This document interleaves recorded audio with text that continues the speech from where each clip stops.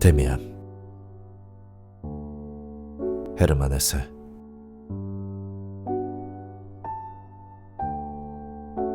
새는 알에서 나오려고 투쟁한다.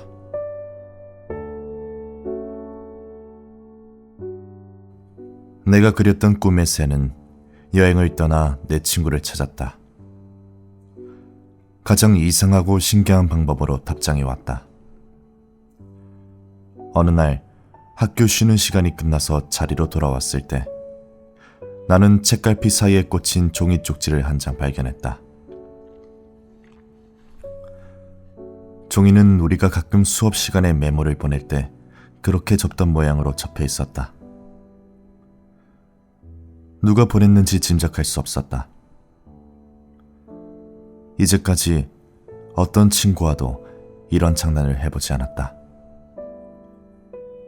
나는 이것이 학교에서 유행하는 장난에 끼어보라는 권유에 꺼내했다. 그럴 마음이 전혀 없어서 종이 쪽지를 읽지도 않고 무심히 책 앞쪽에 꽂아두었다. 그러다가 수업 중에 다시 그 쪽지가 손에 잡혔다. 쪽지를 만지작거리다가 생각 없이 펼쳐보니 거기에 몇 줄의 문구가 적혀 있었다. 슬쩍 보는 것만으로 충분했다. 거기에 적힌 한 문장에 나는 얼어붙었다. 놀란 마음으로 다시 읽는 동안 심장이 전율하며 운명 앞에 움츠러들었다. 새는 알에서 나오려고 투쟁한다.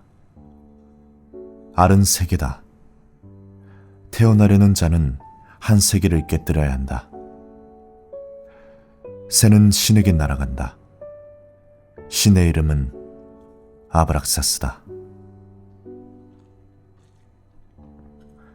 나는 이 구절을 여러 번 읽고 깊은 생각에 잠겼다.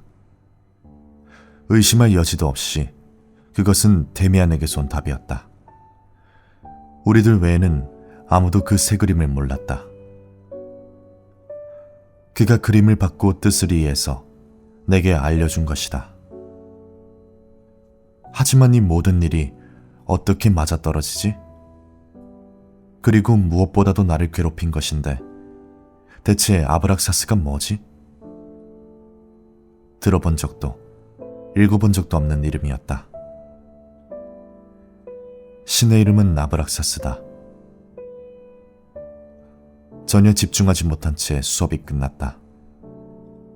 다음은 오전의 마지막 수업이었다. 수업은 젊은 보조교사가 담당이었는데 대학을 갓 졸업한 사람으로 매우 젊고 괜한 잘난 척을 하지 않아서 학생들에게 인기가 있었다. 우리는 폴린 선생님의 지도로 헤로도토스의 작품을 읽었다. 이 강독 수업은 내가 흥미있어하는 과목 중에 하나였다. 하지만 이날만은 수업에 집중할 수가 없었다. 나는 기계적으로 책을 펼쳐놓은 채 선생님의 진도를 따라가지 않고 내 생각 뒤를 쫓았다. 데미안이 예전 견진성사 수업 시간에 했던 이야기가 얼마나 옳은 말인지 여러 번 느꼈다. 사람이 무언가를 간절히 원하면 그대로 이루어진다는 이야기 말이다. 내가 수업 중에 아주 강하게 내 생각에 집중하면 선생님들이 나를 내버려뒀다. 하지만 정신이 산만하거나 졸릴 때면 갑자기 선생님이 옆에 와서 서 있었다. 그런 경험이 여러 번 있었다. 내가 정말로 깊은 생각에 몰두해 있다면 안전했다. 나는 강한 시선으로 상대를 노려보는 실험도 해봤는데 그것도 믿을만 했다. 데미안과 함께였던 시절에는 성공할 수 없었던 일인데 지금은 강한 시선과 깊은 생각만으로 매우 많은 일을 할 수 있음을 느꼈다. 지금도 나는 그런 방식으로 헤로도토스와 학교로부터 멀리 떨어져 있었다.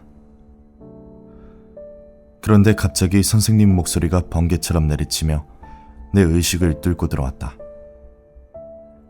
나는 깜짝 놀라 정신을 차렸다. 선생님은 내 곁에 바짝 붙어서 있었다. 나는 그가 내 이름을 부른 줄 알고 긴장했다가 나를 쳐다보고 있지도 않길래 안도의 숨을 내쉬었다. 그때 다시 선생님의 목소리가 들렸다. 분명히 아브락사스라고 말하고 있었다. 말의 첫머리는 듣지 못했지만 폴렌 선생님은 설명을 계속하고 있었다. 우리는 고대의 종파들과 신비주의의 교단의 견해를 합리주의적인 관점으로만 보고 단순하다고 판단해버리면 안 됩니다. 고대에는 오늘날 우리가 과학이라고 부르는 것들이 전혀 없었습니다. 하지만 그 대신 매우 높은 수준의 철학적이고 신비로운 진리 탐구 활동이 있었습니다. 물론 그중 일부는 지루한 마술이나 경박한 요술로 변해서 사기와 범죄로도 이어지기도 했습니다만, 마술에는 본래는 고귀한 배경과 심오한 철학이 담겨 있었습니다. 앞서 예로 든 아브락사스가 그렇습니다. 이 이름을 고대 그리스인들의 마술 주문과 연관시켜서 오늘날까지도 특정 야만족들이 믿고 있는 어떤 악마의 이름으로 간주하기도 합니다. 그러나 아브락사스는 훨씬 깊은 뜻을 담고 있습니다. 우리는 일단 이 이름을 신성과 악마성을 결합하는 역할을 하는 상징적인 신적 존재라고 생각해 볼 수 있겠습니다. 작은 몸집의 젊은 학자는 섬세하면서도 힘있게 설명을 계속했다. 크게 신경을 쓰는 사람은 없었다. 그 이름이 다시 거론되지 않자 나도 나만의 생각으로 주의를 돌렸다. 신성과 악마성을 결합한다. 이 설명의 여운이 사라지지 않았다. 우리가 우정을 나누던 최후의 시절에 데메안이 이렇게 말했다. 우리가 숭배하는 신은 인위적으로 구분된 절반의 세계, 반을 포용한다고. 그러나 우리는 온 세계를 숭배할 수 있어야 하니까 악마까지도 포용하는 새로운 신을 갖거나 신에게 예배하는 동시에 악마에게도 예배해야 한다고. 지금 이 아브락사스가 신이자 악마인 바로 우리가 찾던 신이었다. 나는 한동안 매우 열심히 그 신에 대해 알아보았다.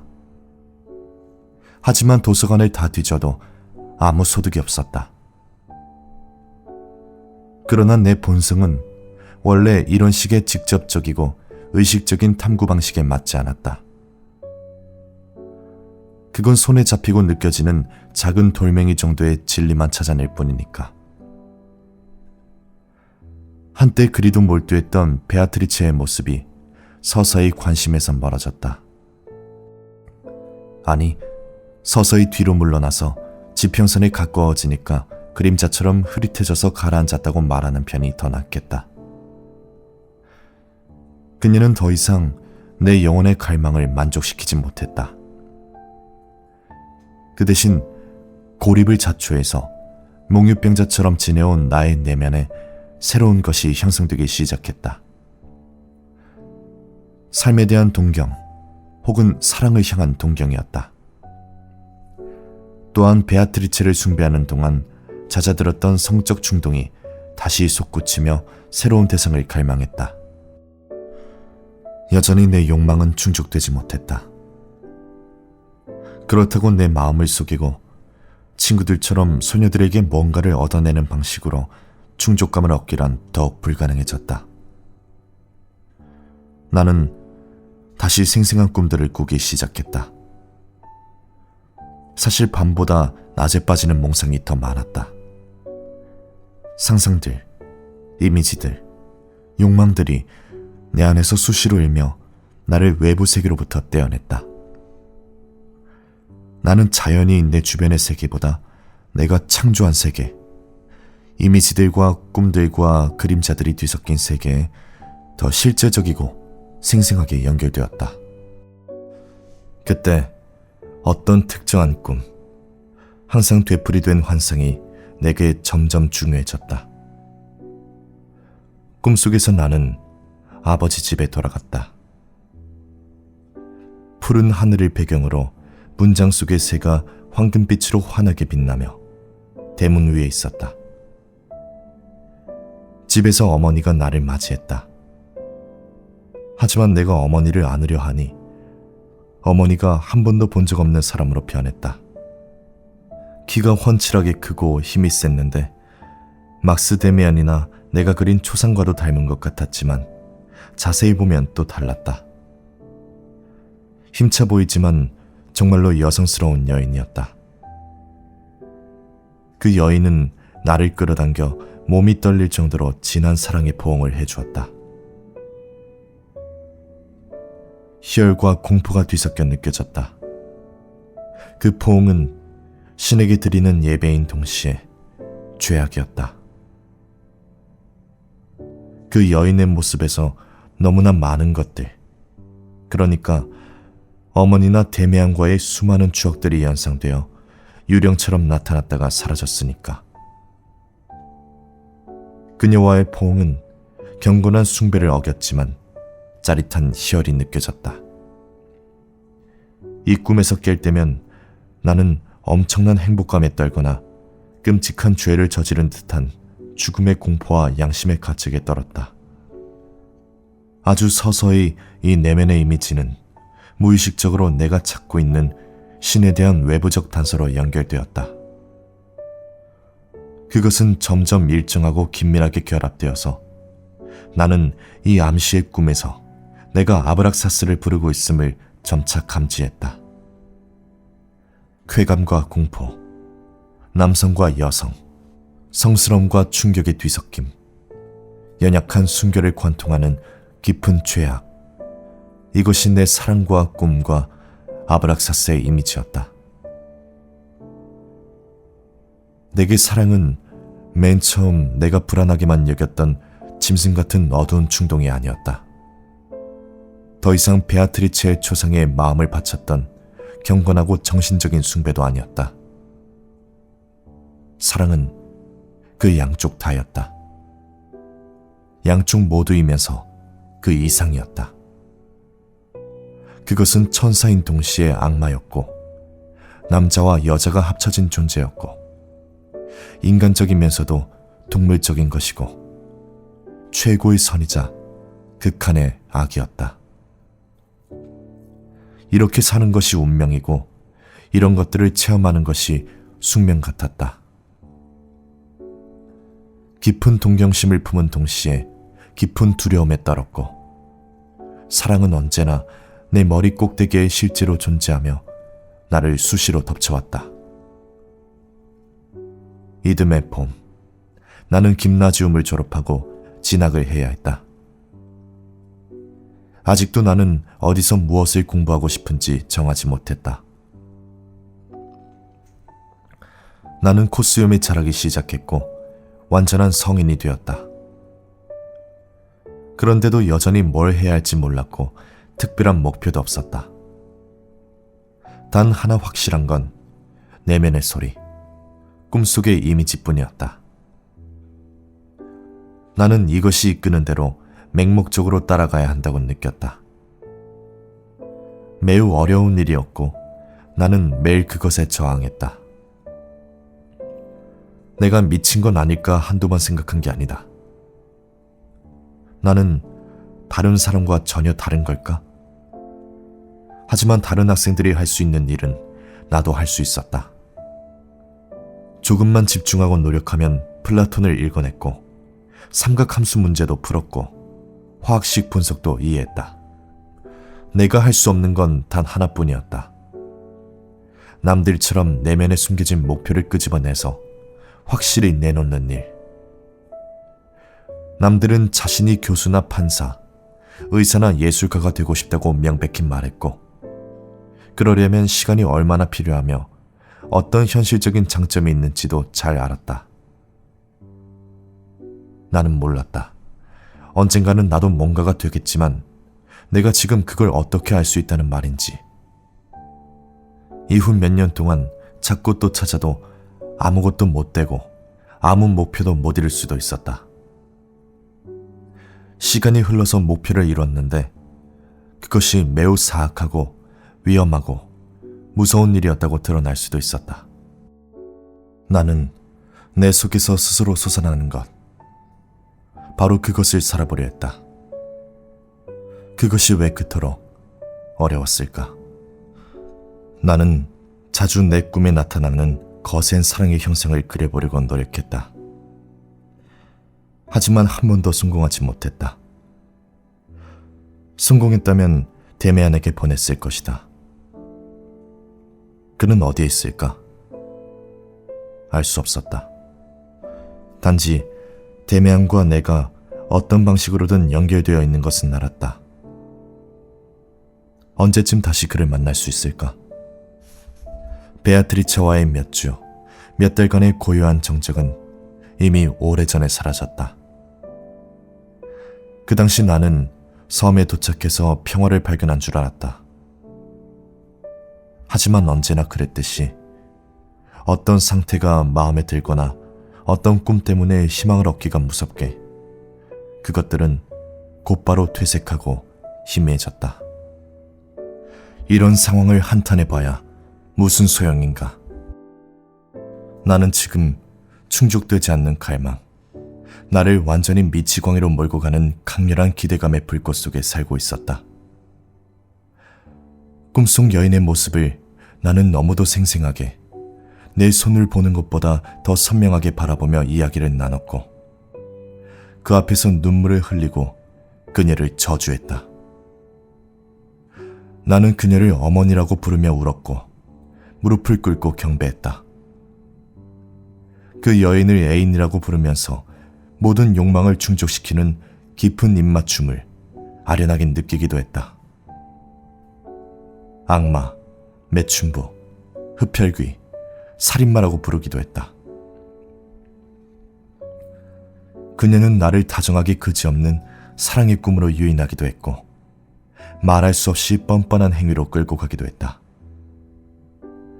그녀에게는 지나치게 선한 것도 존귀한 것도 없었고 동시에 지나치게 악한 것도 비루한 것도 없었다.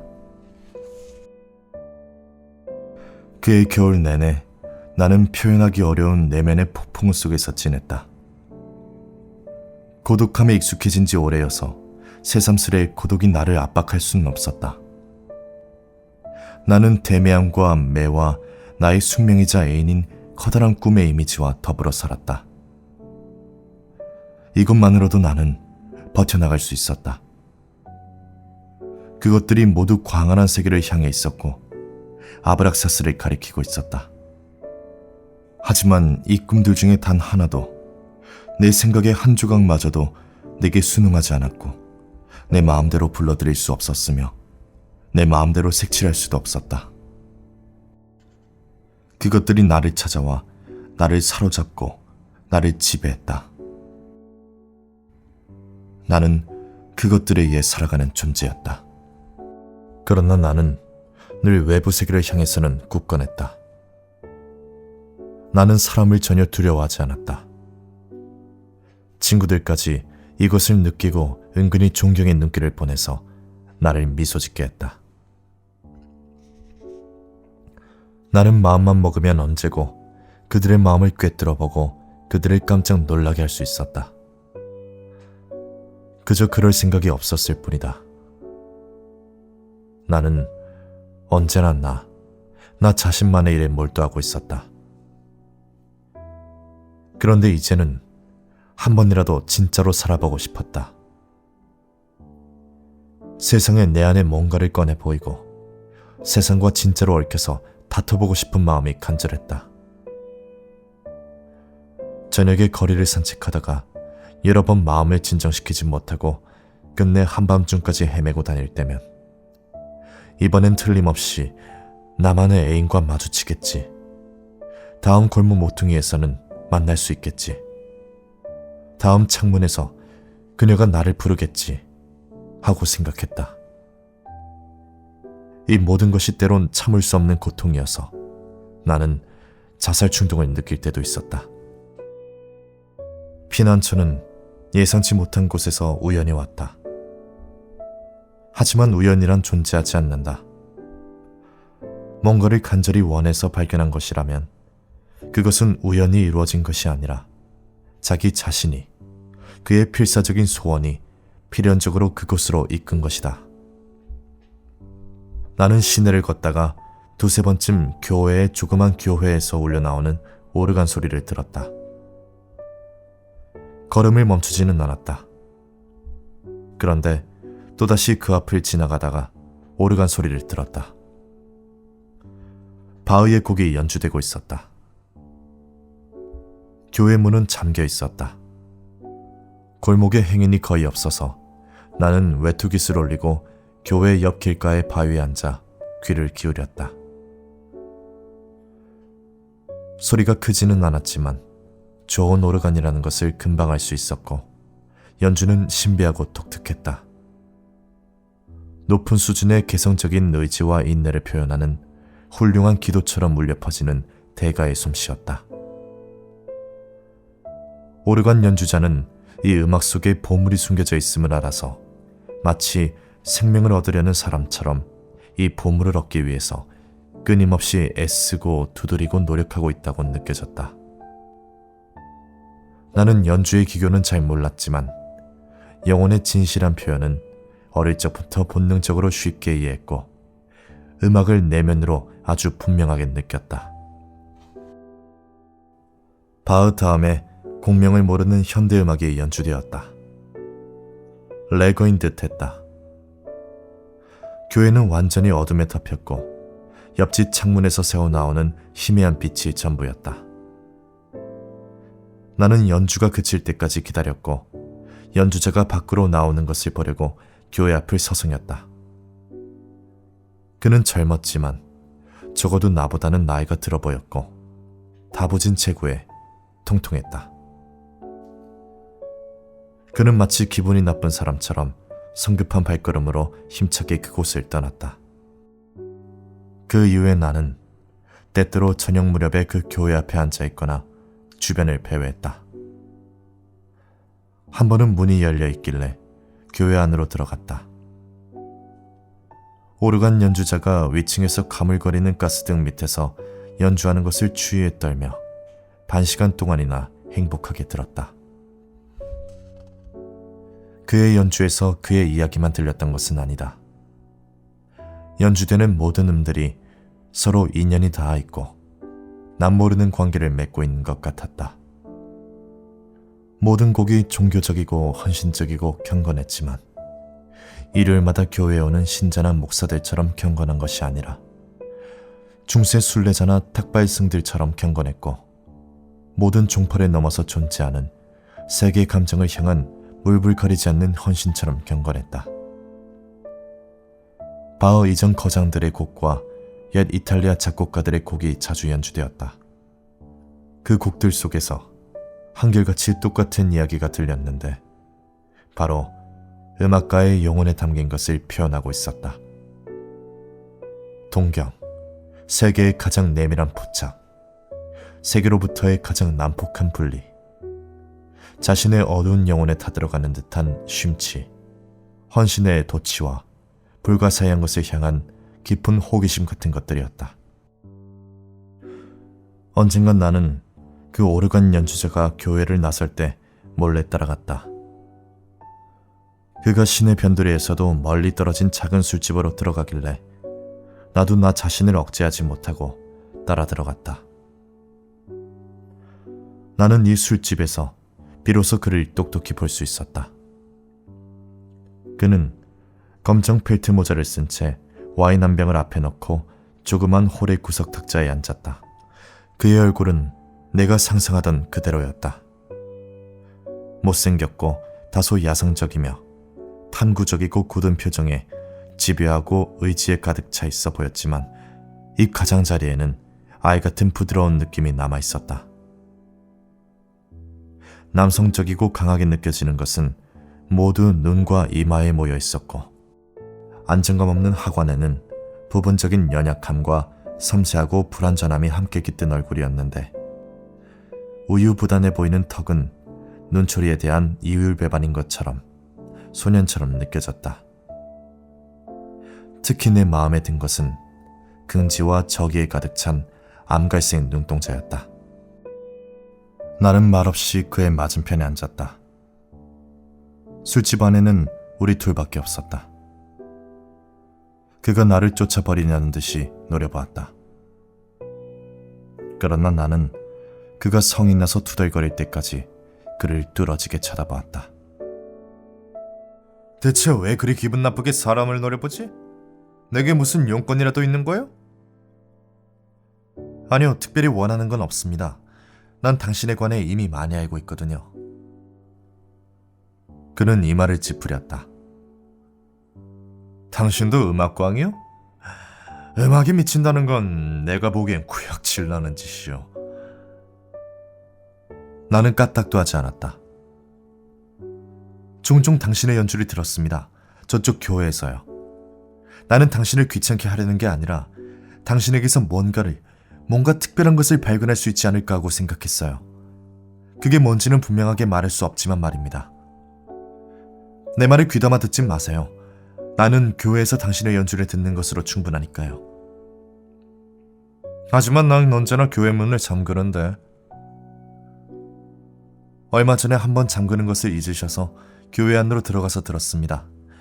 보통은 밖에 서서 듣거나 모퉁이 돌에 앉아서 들었답니다. 그랬어? 그럼 다음번엔 들어오시오. 그게 훨씬 따뜻하니까. 그저 문만 두드려요. 그러나 힘차게 두드려야 할 거요. 내가 연주하지 않을 때 말이요. 그런데 자, 무슨 말을 하려고 했어? 아주 젊은 분이군. 김나지움 학생이나 대학생이겠지. 음악을 하시오?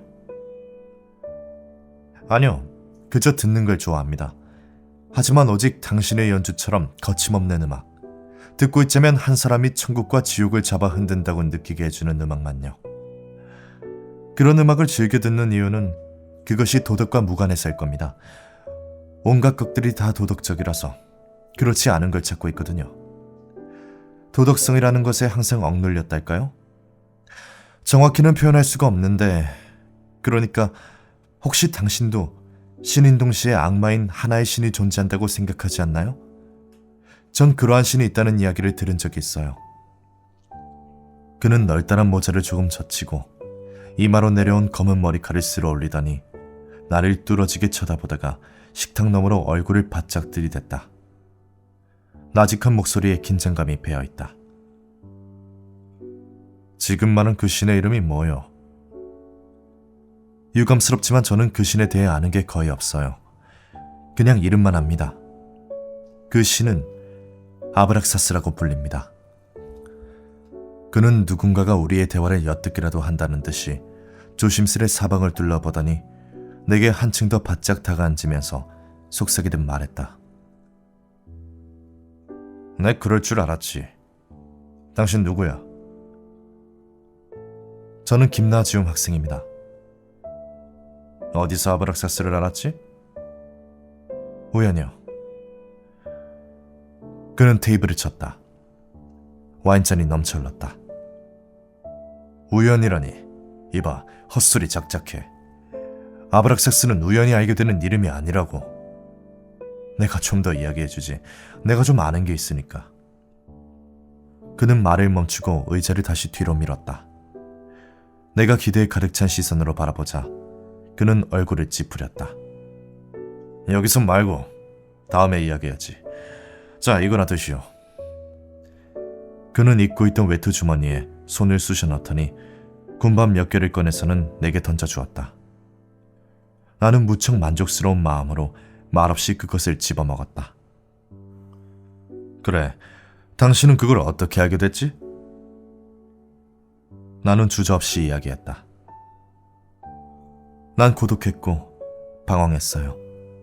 그때 옛 친구가 생각났는데 난 그가 나보다 훨씬 많이 한다고 믿었거든요. 내가 그림을 하나 그렸는데 세계로 나오려고 하는 새였습니다. 그걸 그 친구에게 보냈죠. 제법 시간이 지나서 그 일을 까맣게 잊고 있을 무렵 뜻밖에도 종이 쪽지 한 장이 제 손에 들어왔는데 이런 구절이 적혀 있었어요. 새는 알에서 나오려고 투쟁한다. 알은 색이다. 태어나려는 자는 한 세계를 깨뜨려야 한다. 새는 신에게 날아간다.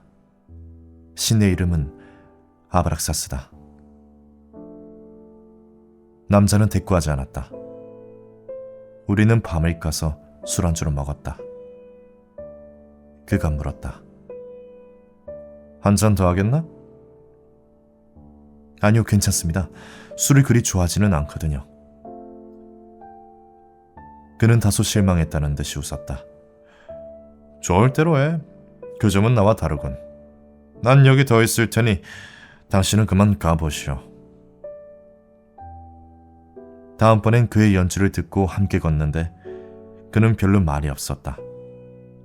그는 나를 옛날 골목의 낡고 웅장한 집으로 데려갔다. 위층으로 올라가니 크고 다소 어둡고 황량한 방에 피아노 외에는 음악에 관련된 것이 전혀 없었고 커다란 책장과 책상 때문에 학구적인 분위기가 풍겼다. 나는 감탄했다. 책이 참 많군요. 일부는 아버지 서재에서 가져왔지. 아버지 집이니까. 젊은이, 난 부모와 함께 사는데 그들에게 당신을 소개하진 않겠네. 내 친구는 이 집에서 그리 환영받지 못하니까. 나는 소위 탈선한 자식이요. 아버지는 믿을 수 없을 만큼 존경받는 이 시에서 손꼽히는 목사이자 설교가라네. 쉽게 말하자면 나는 재능 있고 전도 유망한 후계자였는데 탈선하여 다소 정신이 돌아버렸다고들 하지. 신학생이었는데 국가시험 직전에 이 신성한 신학부를 팽개쳤거든. 개인적으로야 여전히 신학을 공부하고 있어. 사람들이 어떤 신을 만들어냈는가가 최고의 관심사니까. 그건 그렇고 현재는 음악을 하고 있으니 곧 자그마한 오르간 연주자 자리를 얻을 것 같네. 그러면 다시 교회로 돌아가는 거지. 나는 서가의 책을 대충 훑어보았다. 조그만 탁상 램프에 희미한 불빛으로 보이는 것에 한해서 책들은 그리스어, 라틴어, 히브리어 표지를 달고 있었다. 그러는 동안 그는 컴컴함 속에서 벽쪽의 방바닥에 엎드려 무언가 부스럭거리고 있었다. 얼마 후에 그가 나를 불렀다. 이리 오지. 이제 철학 시간을 조금 가지세. 그러니까 입은 닫고 엎드려 생각에 잠겨보자는 거야. 그는 성냥을 하나 켜서 벽난로 속에 종이와 나무에 불을 붙였다. 곧 불꽃이 높이 일었다. 그는 세심하게 불을 긁어 일으키기도 하고 장작을 집어넣기도 했다. 나는 그의 곁으로 가서 너덜너덜한 융단 위에 엎드렸다. 그는 물끄러미 불을 들여다보았고 나도 곧 불에 마음이 끌려 우리는 거의 1시간쯤이나 널름거리는 장작불 앞에 아무 말 없이 엎드려서는 불꽃이 훨훨 타오르고 바지직거리고 꺾이고 휘어지고 가물가물 흔들리다 경련하듯 파닥거리며 마침내는 조용히 사그러져서 밑바닥에서 부화하는 것을 바라보았다.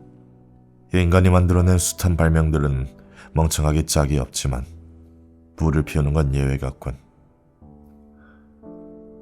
그는 혼잣말로 한번 이렇게 중얼거렸다.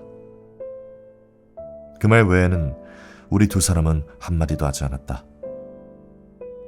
시선을 집중해 나는 불을 들여다보았고 꿈과 정적 속에 잠겨들었으며 연기 속에서 어떤 자태를, 제 속에서 무엇인가의 형상을 보았다. 갑자기 나는 깜짝 놀랐다.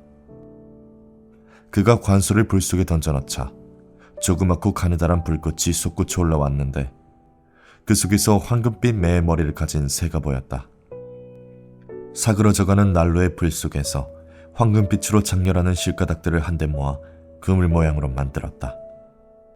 문자와 갖가지 형상과 얼굴, 짐승, 식물, 벌레, 뱀에 대한 기억이 떠올랐다. 문득 정신이 들어 옆에 있는 그를 보니 그는 턱을 꿰고 엎드려 정신없이 마치 꿈꾸는 것처럼 쟤를 뚫어지게 쳐다보고 있었다. 내가 나지막하게 말했다. 이제 가야겠어요. 그래, 잘 가게. 또 만나지. 그는 꿈쩍도 하지 않고 말했다. 어느새 램프의 불이 꺼져버려서 나는 간신히 컴컴한 방과 복도와 계단을 더듬거리며 그 을씨년스러운 집을 나왔다. 거리로 나온 나는 멈춰 서서 그 낡은 집을 올려다보았다. 어떤 창에도 불이 켜있지 않았다.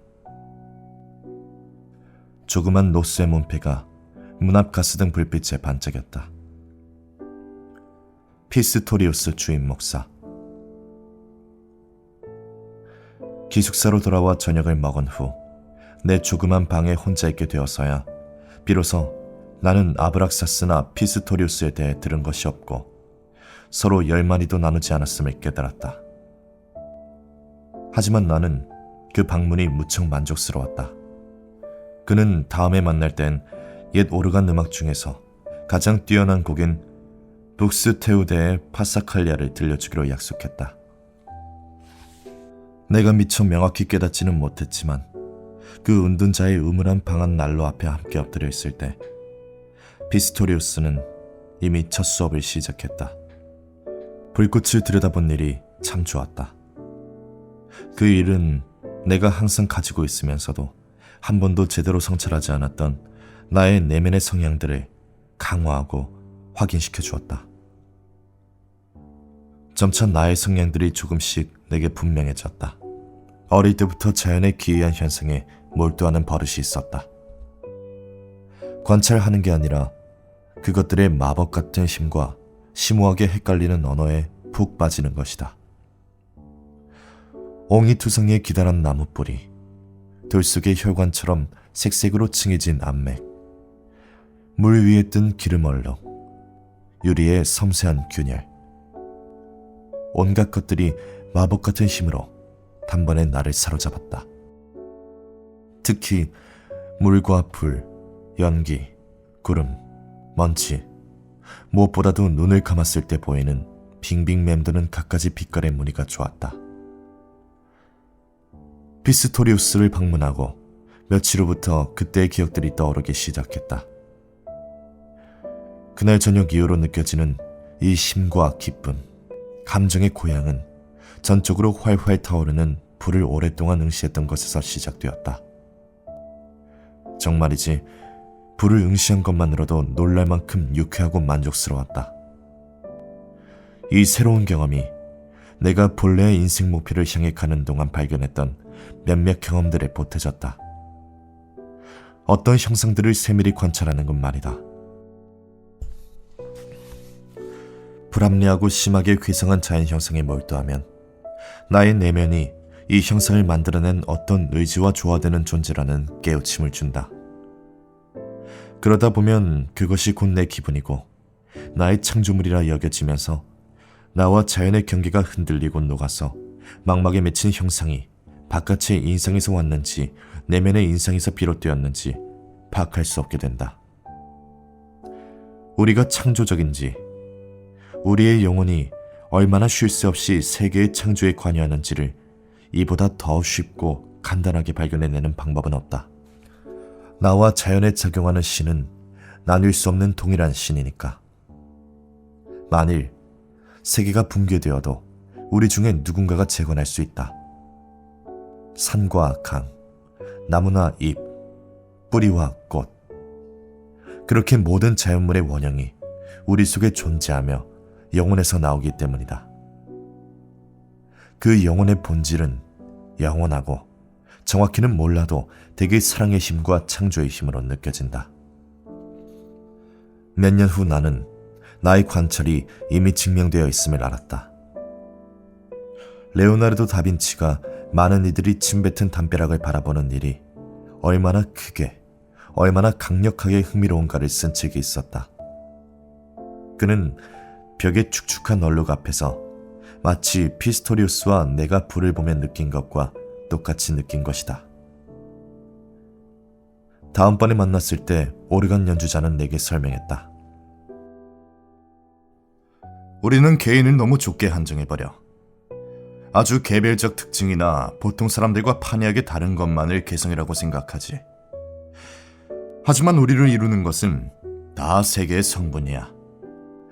우리의 육체가 어류나 훨씬 더 이전의 생명체까지 거슬러 올라가는 진화적 계보를 지녔듯 우리의 영혼도 인류의 영혼 속에 존재했던 온갖 것을 지니고 있단 말이지.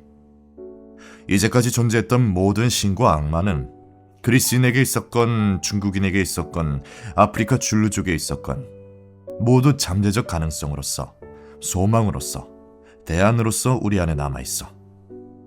만일 인류가 적당히 재능은 있지만 교육은 전혀 받지 못한 아이 한 명만 남기고 멸망해버린데도 이 아이가 이전 인류의 진화 과정을 재발견할 거야. 신들과 악마들, 낙원들, 계율과 금기, 구약과 신약 등 모든 것을 그 아이가 재현해낼 거야. 만약 그렇다면 그때 개인의 가치는 도대체 어딨죠? 우리 안에 모든 것이 이미 다 준비되어 있다면 도대체 어떤 이유로 우리는 계속 노력해야 합니까? 피스토리우스는 성급히 소리쳤다. 내면의 세계를 지니고 있는 것과 그것을 알고 있는 것은 엄청나게 달라. 광인이 플라톤을 연상시키는 사상을 창조해낼 수도 있고, 헤론 후투파 학교에 다니는 독실한 어린 학생이 그노시스파나 조로아스트파에 나타나는 깊은 신화적 연관을 독창적으로 생각해낼 수도 있겠지. 그렇지만 그들이 스스로 인식하고 있지 않는다면 반대로 나무나 돌, 기껏해야 짐승이나 다를 바가 없네. 그러나 이 인식의 불꽃이 최초로 번쩍 빛나는 순간 그는 곧바로 인간이 되지. 자네도 저기 거리를 걷는 모든 두 발 달린 족속들을 단지 직립보행을 하고 자식을 10달간 뱃속에 놓고 다니는 것만으로 인간으로 생각하지는 않겠지. 얼마나 많은 이가 물고기나 양, 벌레나 거머리에 불과한지, 개미나 벌과 같은 존재에 불과한지. 물론 그들 각자가 인간이 될 가능성을 지니고는 있지만 스스로 예감하거나 부분적일 망정 자각해야만 그 가능성이 비로소 자기 것이 될 거네. 우리의 대화는 이런 식이었다. 내게 완전히 새롭거나 놀라운 내용은 드물었다. 그런데도 모든 대화가, 심지어 아주 평범한 이야기들까지도 내 안의 같은 지점을 부드럽게, 그러나 끈질기게 망치질해 댔다. 모든 대화가 나의 형성을 도왔다. 허물을 벗고 껍질을 깨뜨리게 도와서 매번 나는 머리를 조금씩 더 넓고 더 자유롭게 치켜들었고, 마침내 내 황금빛 새가 아름다운 머리를 산산이 부서진 세계의 껍질 밖으로 내밀었다. 우리는 자주 서로의 꿈 이야기를 했다. 피스토리우스는 꿈을 해석할 줄 알았다. 놀라운 이야기가 하나 떠오른다. 내가 꿈속에서 날았는데 사실은 감당할 수 없는 힘으로 크게 도약해서 대기를 가르고 내던져진 것이었다. 나는 비상의 감각에 매우 들떴다가 걱정될 만큼 점점 더 높이 치솟아 갈수록 무기력해지자 공포가 밀려왔다. 그 순간 상승과 낙하가 호흡의 들숨날숨과 조절된다는 사실을 발견하자 살았다 싶었다.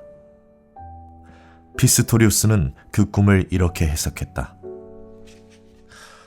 자네를 알 수 있게 한 비약이란 인간의 위대한 특전이네. 모두가 가지고 있지. 힘의 군원이 느껴지는 감정이야. 하지만 곧 불안해지는 거야. 왜냐하면 대단히 위험한 일이니까. 그래서 대부분은 날개를 포기하고 법의 규정에 따라 걷는 편을 택한다네. 하지만 자네는 그러지 않았어. 유능한 청년답게 계속 날고 있지. 그러니 생각해봐. 자네는 점점 더 잘 날게 되는 데다가 자네를 계속 휩쓰는 커다랗고 알 수 없는 보편적인 위대한 힘에 섬세하고 가냘픈 자신의 힘이 더해지는 것을 느낄 거야. 하나의 기관, 하나의 방향키처럼 말이지. 얼마나 기막힌 일인가. 그런 일이 없다면 무기력하게 공중에 내던져진 것과 다를 바가 없지. 미친 사람처럼 말이야. 하늘을 나는 자들은 땅만 걸어다니는 사람보다야 깊은 예감을 받았지만 어떤 열쇠나 방향키도 없기 때문에 끝없는 시면으로 추락하네. 그런데 싱클레어, 자넨 그걸 제대로 해내고 있어. 어째서 그걸 아직도 전혀 모를까? 자넨 어떤 새 기관, 호흡을 조절해주는 새로운 기관을 가지고 그걸 하고 있어. 이제는 자네의 영혼이 근원에 있어서는 얼마나 개인적이지 않은지 깨달았겠지. 왜냐하면 자네의 영혼이 스스로의 힘으로 이 조절기를 고안해낸 게 아니니까. 전혀 새로운 게 아니야. 빌려온 것이고 이미 수천 년 전부터 존재하는 거야. 그것은 물고기의 평형기관, 즉 불해야. 불해가 폐의 역할도 하기 때문에 상황에 따라서는 호흡의 불해를 이용하는 덜 진화된 희귀한 물고기 종류가 오늘날에도 있다네. 그는 심지어 동물책 한 권을 가져와서 진화의 흔적이 담긴 물고기의 이름과 그림까지 보여주었다. 나는 특이한 전율과 함께 나의 내면의 진화 초기 단계의 기능이 생동하고 있음을 느꼈다.